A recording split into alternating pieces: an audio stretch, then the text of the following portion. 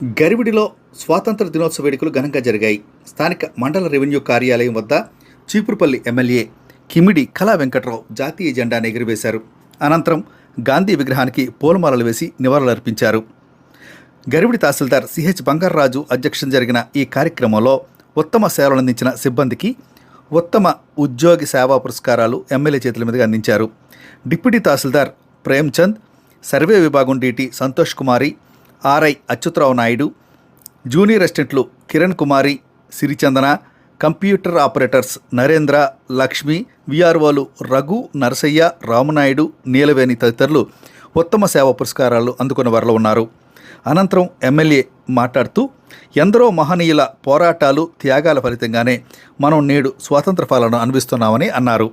ప్రజా సంక్షేమం కోసం కృషి చేసినటువంటి వ్యక్తులు ఉన్నారు.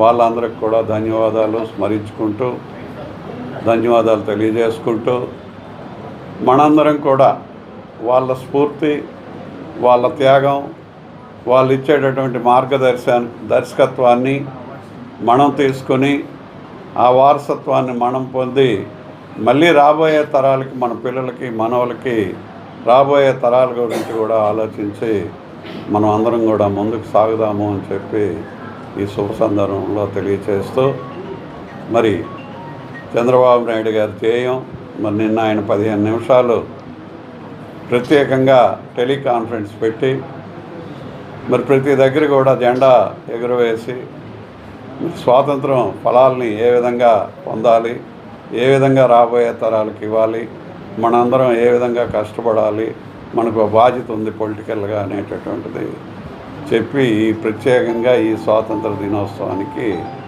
శ్రేణులన్నీ కూడా పాల్గొని చేయండి, దాన్ని వివరించండి. ఈ రాష్ట్ర అభివృద్ధి కోసం, ప్రజల సంక్షేమం కోసం రెండు కళ్ళ కింద అందరం కలిసి పనిచేద్దాం. ఇది పొలిటికల్ గవర్నెన్స్ అంటే ఈ విధంగా ఉంటుంది అని మనం చాటి చెప్పాలి అని చెప్పి ఆయన నిన్న కూడా చెప్పినటువంటి పరిస్థితి. అందువల్ల మనందరం కూడా ఈరోజు గవర్నమెంట్ ఆఫ్ ది డే, ప్రభుత్వం ఈరోజు ఎవరైతే ఉన్నామో, ఏ పార్టీ అయితే అధికారంలో ఉన్నామో బాధ్యత వహించి ఈ రాష్ట్ర అభివృద్ధి కోసం, సంక్షేమం కోసం